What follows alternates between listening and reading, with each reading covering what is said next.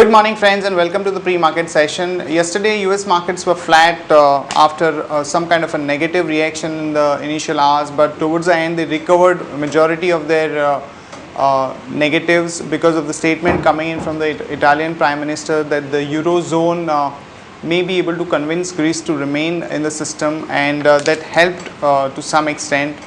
Most of the European markets were up about 1 to 1.5%. Remember, they were down very sharply to about 2 to 3%. So this was just a pullback from those losses yesterday.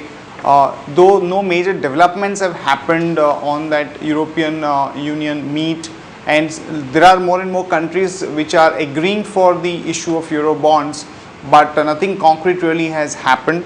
So the markets continue to remain a little volatile. When we look at the Asian markets today, they are also mixed to flat.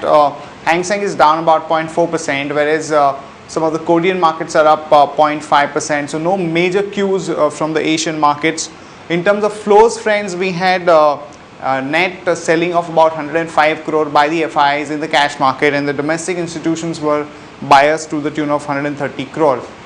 In terms of a smart pullback to almost 4900 odd levels, which is almost 100 points from the low of the day, and we actually outperformed most of the markets, and a majority of that recovery was aided by some kind of a relief in the rupee, because there are indications that RBI may actually intervene by providing dollars directly to the OMCs, and somewhere around 55-56 level RBI could actually intervene to support the rupee, and we saw the rupee closing at about 55.33. And there was some kind of a short covering in counters like ONGC, ICICI Bank and few others. But what remains to be seen is that where the stability is going to come in as far as rupee is concerned, because flows, as we all know, has dried up. There is not much of clarity in the global market space. And to talk more about the F&O cues and the strategy, I have with me Nandish. Hi Nandish, good morning. We've seen some kind of strength coming in around 4800 levels, and the market did give a very smart pullback yesterday. But do you think it's sustainable looking at the F&O data, and what is it that one can do in the current scenario? We have seen that no very good short term has been taking place. We have seen around 3 lakh shares were reduced in open interest with a significant increase in the cost of carry. And earlier we were discussing that whenever the put to call ratio is at the levels of 0.9 to 0.85, generally market tends to bottom. We have seen that the PCR ratio open interest is touched around 0.89, and we have seen a very good bounce in the PCR ratio as well. Previous trading session is closed around 1.04. So it is indicating that the momentum will continue, but no doubt the overall short-term trend for the market remains negative with the levels. Right, and any particular ideas or strategy one can do in the current scenario? What we have seen in the option side, VIX has significantly pulled off, and we have seen a 4,700 and 4,800 put option stands with the highest number of shares, and on the higher side 5,000 and 5,100 call options stand with the higher number of shares. So I am expecting that after a sharp fall, market will consolidate a bit. On a higher side, 5,000, 5050 is the levels, and on a lower side, 4750 is the level. So if someone is aggressive traders and if someone wants to write options, this is the right time to sell options, because IB is still at a higher levels. We have seen that the IB is around 21-22% average. So one can sell 4,900 straddle. So approximately 120 will be the inflow, and I'm expecting somewhere expiry around 4,900. So 5020 on a higher side will be the break even, and on low side 120 minus 4,900, that will be a break even. Right, and in terms of individual stocks, do we have any recommendations? We have 4 stocks based on related parameters. VGR, Energy, Oriental Bank, Reliance Power and SSI Bank is looking good.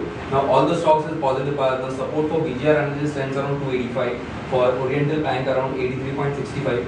Reliance Power is 91.80. And from position point of view, for intraday perspective, 787, 790 is a very good level for ICICI Bank. So one can accumulate this stock also for position in intraday basis.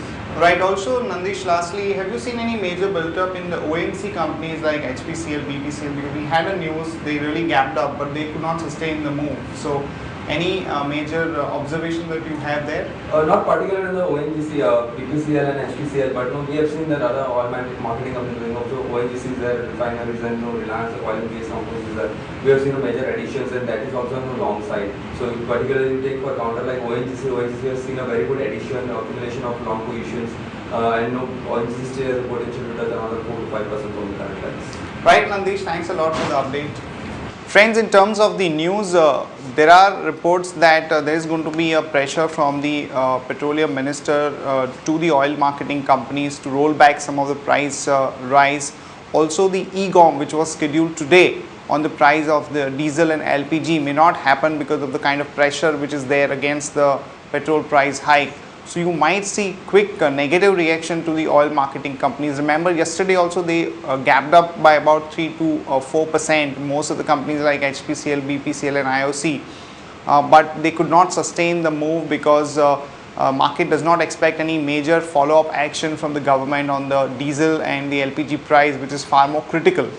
Also, Bharti announced a 49% acquisition on the Qualcomm. They have entered into an agreement to buy the stake, and this may give them an entry into important circles like Delhi and Mumbai, and the valuation looks attractive. The stock also shot up yesterday, but we believe that somewhere around 295, 300 there is a major resistance, so it doesn't make really sense to go long on the stock at this point of time. Also, there are reports that Warburg Pincus may pick up a stake in Future Capital somewhere in the range of about 160 to 175. So this stock may remain in action. Also, friends, ITC would be announcing the numbers today.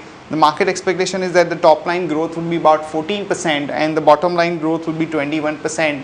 We have already rolled out a results play strategy on this, and what we are saying is that one can actually buy ITC today in the range of 226 to 230. With a stop loss of 223, and we are looking at a price of about 235 to 241.